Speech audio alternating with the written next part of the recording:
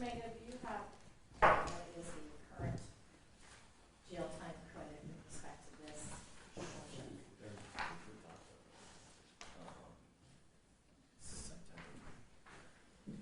I believe we discussed 24 days jail time credit as it related to the misdemeanor offense.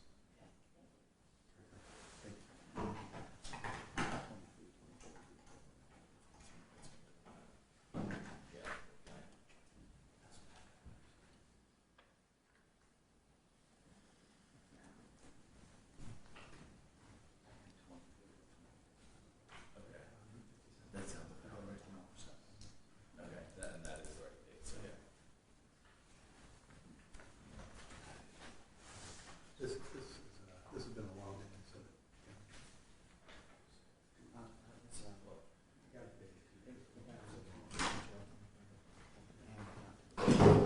So from today's date, March 7th, 157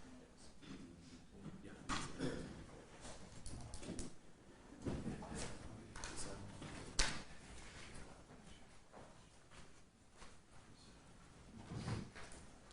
All right, good afternoon.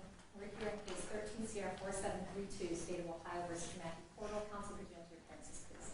Thank you, Your Honor. Ron O'Brien and Keith McGrath for the state. Thank you. George Breitmeyer and Dominic Mango for Mr. Cordle. Thank you. We are here on the defendant's motion for resentencing. I have reviewed the motion for resentencing. I have reviewed the state's memorandum contra. I've also reviewed the brief supplementing defendant's motion to modify the sentence. I'll let the defendant speak first. Thank you, Your Honor. And I would say, first and foremost, Matt appreciates the court giving this opportunity today and any consideration the state can give at this time. I would start, Your Honor, with noting that the learned and respected Judge Fife fashioned a sentence that I believe, under the law, as we're all aware, would be the felony time, mandatory time that was served first, that Matt did complete, followed by essentially a maximum sentence on what is otherwise a first offense OVI. I would also note that the OVI is an element of the offense for which he spent 6 years in prison on. I believe that the judge fashioned the sentence in such a way so he could revisit and had the authority, as this court does, to revisit the sentence at this time. As the court noted, prior to going on the record, he was served about almost 8 times the mandatory minimum on this particular offense. Your Honor, I'll start, I guess, by addressing the elephant in the room, which was Matt's video confession. And I know the state at that time, while I wasn't counsel of record at that time, took a position that it may have been self-serving. While I remember seeing it, I've watched it again, I can tell the court that I didn't see anything that wasn't genuine from Matt's mouth and what he offered and what he said on that video. But I can tell the court without exception he spent the next 6 years proving the state wrong in that regard. As the court noted, it's obviously the court has reviewed supplemental brief, and obviously appreciate that. I will try not to spend too much time on that, but I would want to note as the court has seen the Exhibit A, which is the comp drug program. It's a long-term treatment program that Matt participated in, completed while he was in prison, and then ultimately began a second phase of that, where he was essentially a cadre brother or a mentor in teaching others and helping others and counseling others within that program.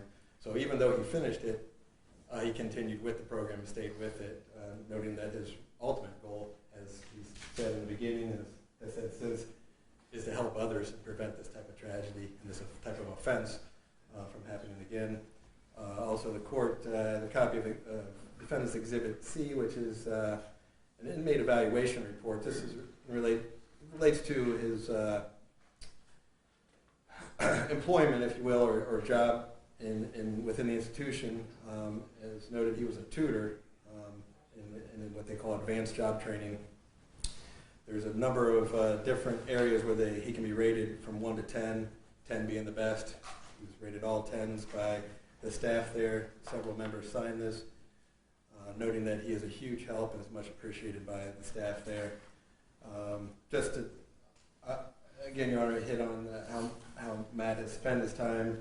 The court has copies of certificates of completion from Sinclair College, another program within the institution, where he's completed a program in social services and business foundation specialist. I know the court has a copy of his institutional report, which I say is unremarkable in the sense of that it's, as this court's aware, incredibly difficult to enter into the prison system, certainly with any type of notoriety, and not have other certain types of individuals there try to impress either other individuals there or get attention for themselves. And Matt's done an incredible job avoiding that. But also, the court has the Defense Exhibits G and H, which is a letter from Ohio University, which also has a program within the Department of Corrections that he did obtain his Associate of Arts degree. I believe that we've also had information that he's a few hours away from obtaining his undergraduate degree from Ohio University as well. Your Honor, there's also a certificate of completion for recovery maintenance program and the Narcotics Anonymous program, which he participated in. Your Honor, I emphasize just some of the exhibits that the court had an opportunity to look at, just to show Matt's sincerity. Again, I know the video is at issue to begin with, and it probably may be at issue for the state as we sit here today. But I've done this for 2 decades now. I don't know that I've seen someone be so productive and have such a positive attitude. And I want to point out to the court, prior to the sentencing entry being addressed, Matt was under the impression he was doing mandatory time. So he wasn't doing anything to be self-serving. He wasn't doing anything to be like, well, if I jump through this hoop, maybe I'll get out in 3 years or get 4 years. His understanding at the time and the sentence as written, as he understood it, all he was doing was making sure that he was improving himself, staying true to what he said in a viral video and honoring the memory of the victim that needs to be remembered in this case. Finally, Your Honor, I would say that he's prepared a resume as well, which we had attached for seeking employment and going forward, and has a lot of information, incredible support system in place currently. I know Mr. Breitmeyer can speak to this. Thank you, Your Honor. Thank you. Matt spent, looks like a good amount of time preparing a 90-day release plan. It includes a detailed schedule of what he would do day to day. He would move in with his sister, who's here in the courtroom today. As Mr. Mango mentioned, he's prepared a resume and quickly found employment at the Woods at Parkside Recovery Center. This is a letter from the executive director saying that upon his release, he would have immediate employment available to him. He also has a letter here from a gentleman by the name of Dean Johnson, who runs a nonprofit called the Sandy Johnson Foundation, Making Our Roads Safer. And it appears that Mr. Johnson and Matt have had a number of visits during the time that he was incarcerated, and he strongly supports Matt's plan and his ability to get out so he can make good on his plan to help others. I think Matt's essentially going to dedicate the rest of his life to the cause, so some good comes out of a tragedy. Lastly, we have a letter from Cheryl Kanzani North, which is the victim's ex-wife. In her letter, she's also, by the way, gotten to know Matt very well through the process, and in her letter, she states that she was the closest person on the planet at the time to the victim, and she and Matt have had communications. She's gone so far as to provide pictures of Vincent, and so Matt could get to know his victim personally and better, and really appreciate the gravity of what he's done. And she is in strong support of an early release to let him go out and make good on his other promises to mentor people, work in a substance abuse field, and try to prevent tragedies like this from ever happening again. That's all I got. Thank you, Your Honor. Thank you. Okay. Anything from the state? Yes, Your Honor. The state would both have an argument as well as the victim's daughter. Okay. So if we could ask the victim's daughter to step up, I think she has a statement for the court. Certainly. And then the state would have an argument as to why the early release should not be granted. Please just step up and then state your name. Hi, my name is Angela Kanzani Riggs. Okay, thank you. Go ahead. Mr. Cordle's attorney said he sat in prison for 6 years, proving his sincerity. When this is exactly what he said he would not do.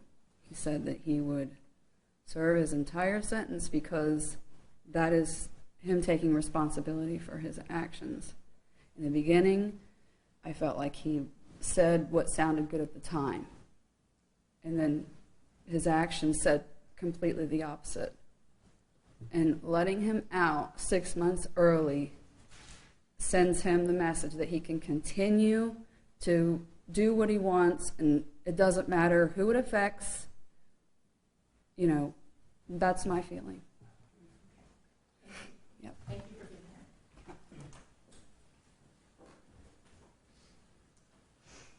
here. Thank you. May it please the court, I think my comments echo the comments of the victim's daughter. I think that Judge Feist gave the defendant the benefit of his accepting responsibility by giving the 6.5-year sentence. We asked in this courtroom, or in the courtroom Judge Feist was in at the time, for 8.5 years. And regularly in this courthouse, the sentence on an aggravated vehicular homicide where alcohol is involved will be in that range. Judge Feist, I think, looked at the video, was moved by it, and granted some concession by making it 6.5 years. I think it's the state's view, the defendant, not only to Judge Feist, but to the whole world, and I think a 2 million plus viewed video, said he would take full responsibility. He said through his lawyer, Mr. Didion, who's here in court today, said to Judge Feist, he accepts responsibility and he will serve this sentence that you give me day for day.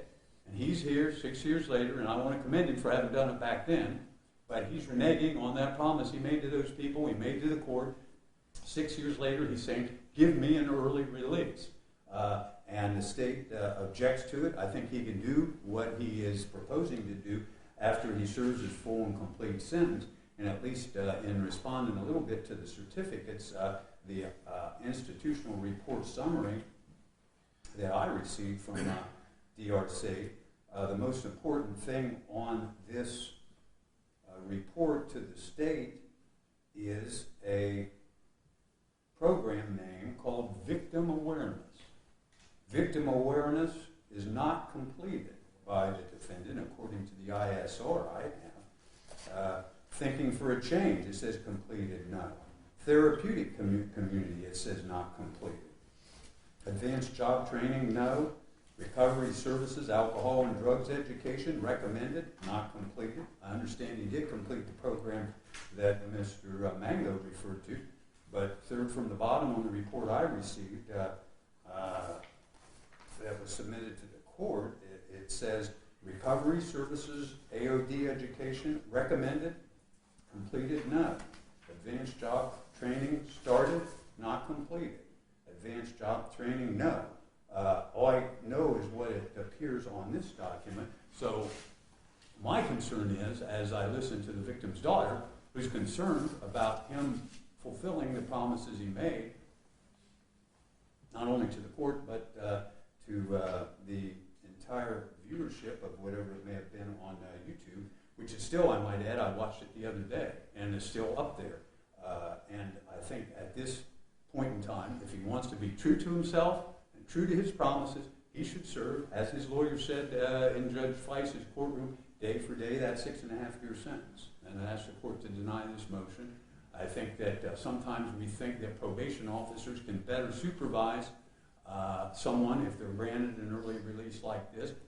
He would have mandatory 3 years, I believe, post-release control where an adult parole authority officer would perform that same function. And I have no reason to believe that the probation department could do it better than the parole.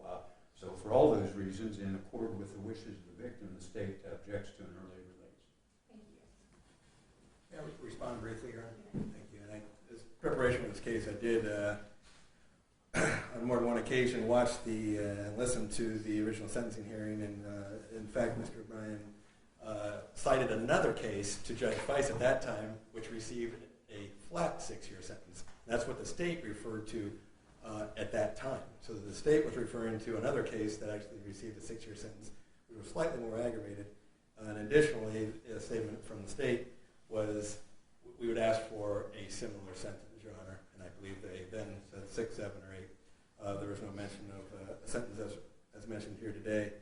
Well, I would stand by the transcript, and I don't intend to misstate it if that's what it says, Your Honor.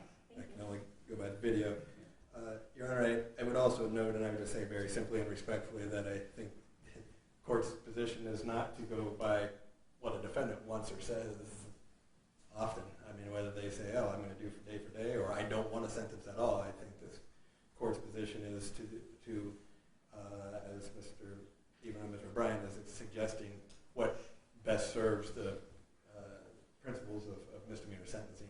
And I would suggest to the court that the promises that making good on them, as Mr. O'Brien refers to, are not going to be served in a county jail, certainly not on Columbus Bank. At the workhouse. The goals can be met and probably only met with Matt's release. So I know, if I may just give a very brief, I know Mr. Brightmeyer would like to speak to a couple of those things. And again, my only rebuttal as to the references to this institutional report, I know the state skipped over the 17 completed programs, and all I can say again is reiterate the exhibits that the court has, and this is from the institution. It says he started the long-term residential treatment program and completed it on February 23rd, 2015. That's a completed program, number one. And number two, he then stayed with that program and stayed with it to help the other people that were struggling in that program. So again, I'll let Mr. Brightmeyer speak just very briefly. Thank you. Just briefly, Your Honor, to address two of Mr. O'Brien's points. One is I'm counting, I think, 14 or 15 completed programs. Mr. Cordle has informed me the ones that were not completed, he was on a years-long waiting list for, and I think the court's aware that some of these programs are not able to accommodate everybody. Additionally, one thing we haven't mentioned, which was, I believe, a very long term of the period for which he was incarcerated, he did the Oasis Therapeutic Community Program. That's like an inpatient, I think they call it. And not only did he complete it, he became an Oasis alumni and then worked with people that were coming into the program to help administer the program. And then just one other issue, when Mr. O'Brien states that the courts and the prosecutor's office usually seek higher terms for aggravated vehicular homicide cases, I have two here that I just Googled because I don't have the ability to run a whole case database, where one of them is a joint recommendation for probation, and another one is a probation case too. So there's absolutely no jail time in those two circumstances. So to say that all the sentences are on the high end or 8 years is just categorically false. All right. Your Honor, Yes. could Matt address the court? Absolutely. Your Honor, thank you for allowing me to make a statement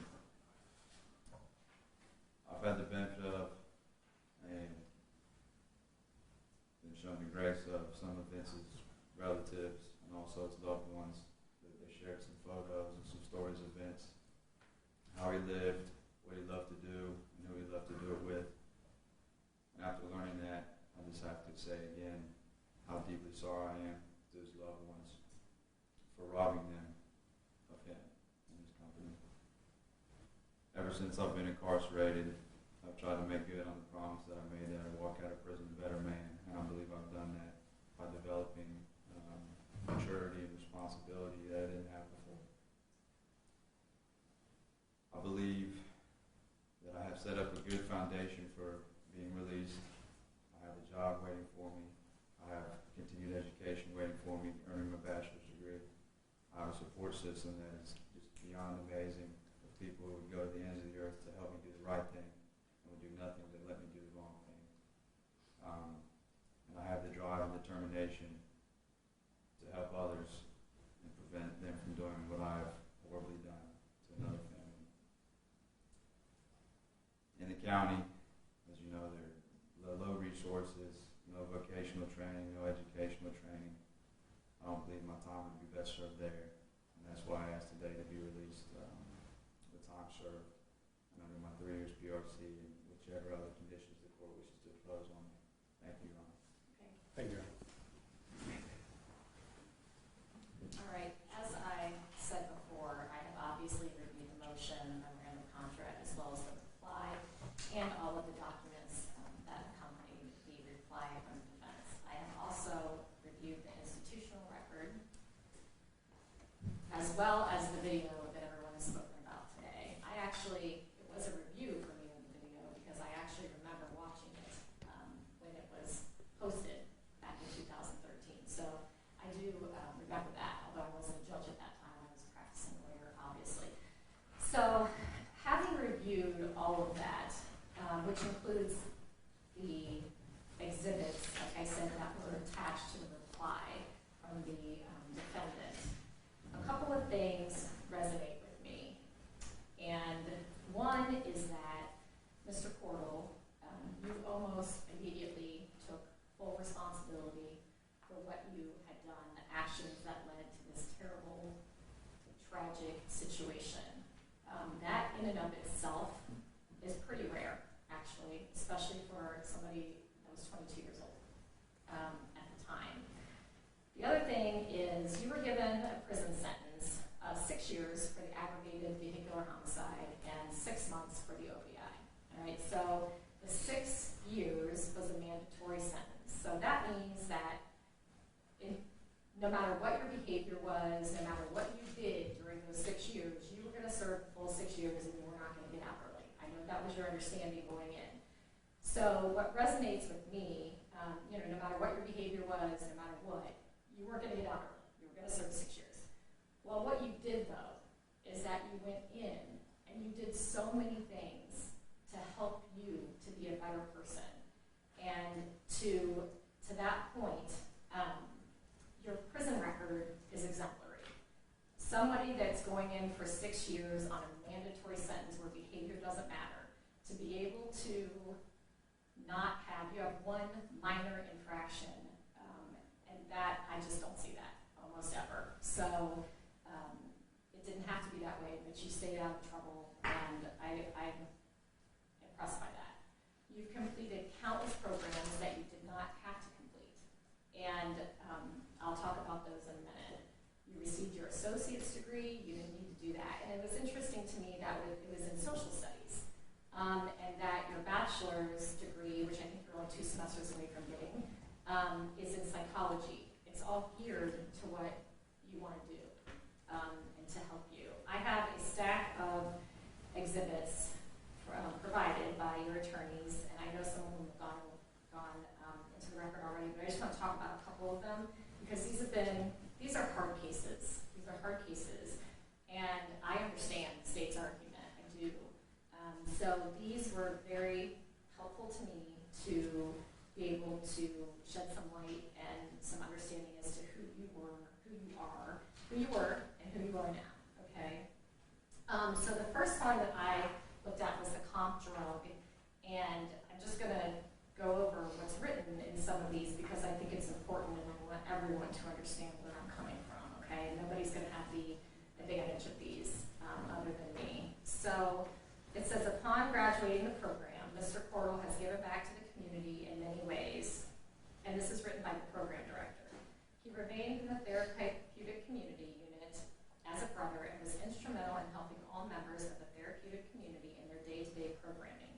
He used the skills he acquired in his program to facilitate groups for the programmers.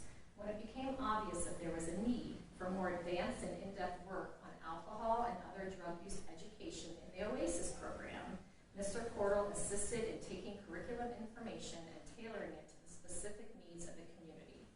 As a result, he not only did a great service to the treatment community, but also has continued to give his time to teach an alcohol and drug class every week to members in the program that are at a phase 2.2. This is a component of treatment education and processing that is unique to OASIS and has proven time and time again to be a valuable programming component. He continues to express a desire to work on his issue and appears committed to making positive changes in his life. I mean, that's just really good work, right? That's just showing to me a commitment that you didn't have to do because it wasn't a change of sentence. So that's just you trying to do good things, all right? Secondly is, yes, I also noticed that you completed the intensive outpatient program, and that's very good. The inmate evaluation is that you're appreciated by staff and you're a pleasure to work with, and that's good too. Again, I've already mentioned the associate's degree. So then I came to the Woods at Parkside, which is a letter from the executive director, and Parkside is a drug and alcohol rehabilitation center. Obviously, we need to have that for everyone else.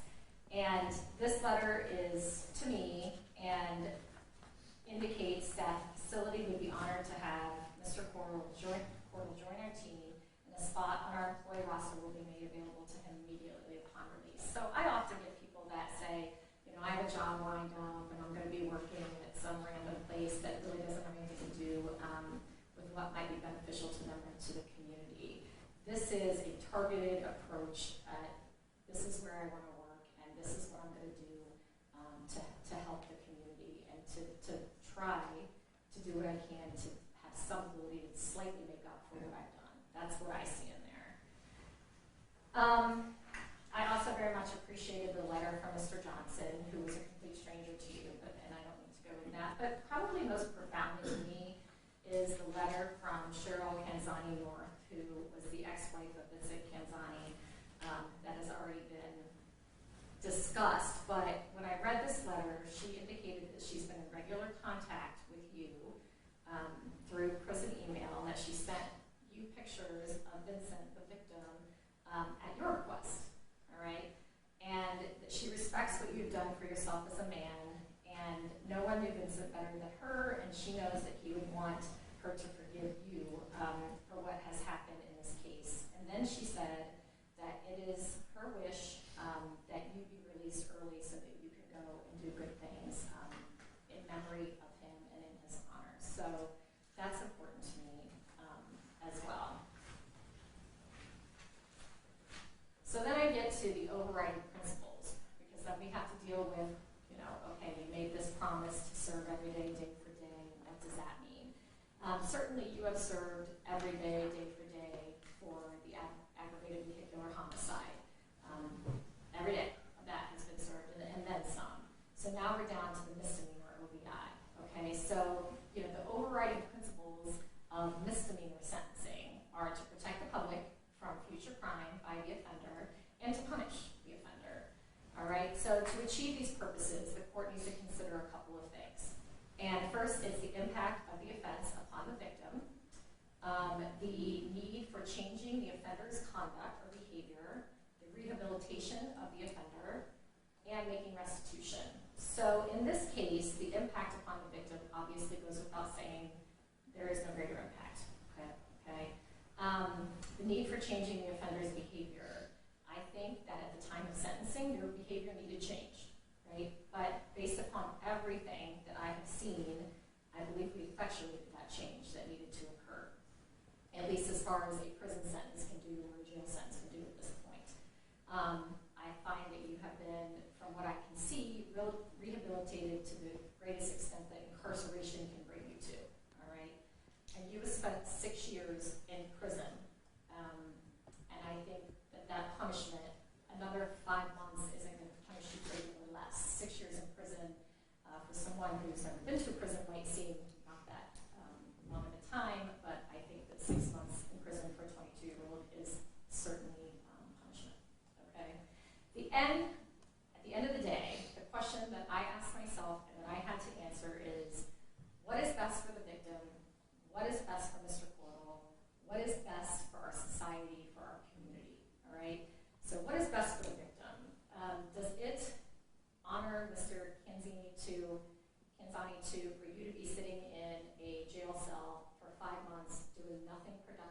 other than sitting there. His ex-wife doesn't think so. I don't either. I feel like you have positioned yourself to do wonderful things and to help prevent things like this from happening again. And I don't want to wait 5 more months for you to be able to go out and do that. I don't want to wait 5 more days for you to be able to go out and to do that. What is best for you? Same thing. I think you've done all of this, and I know that you are extremely remorseful.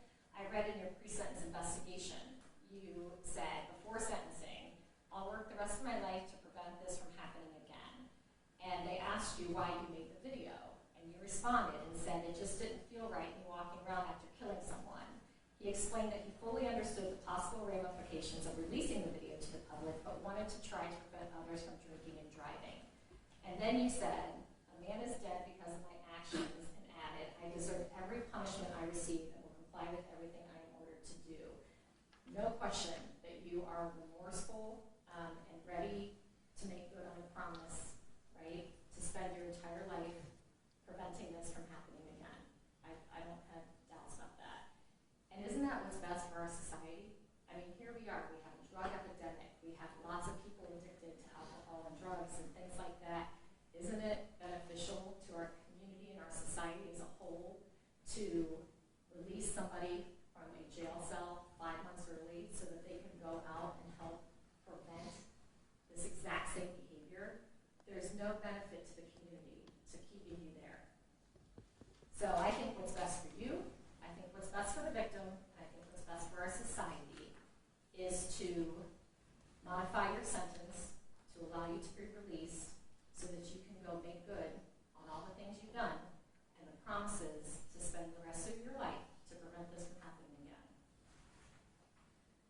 So what I'm going to do is I am going to suspend the remaining 156 days of your jail sentence for 3 years of probation.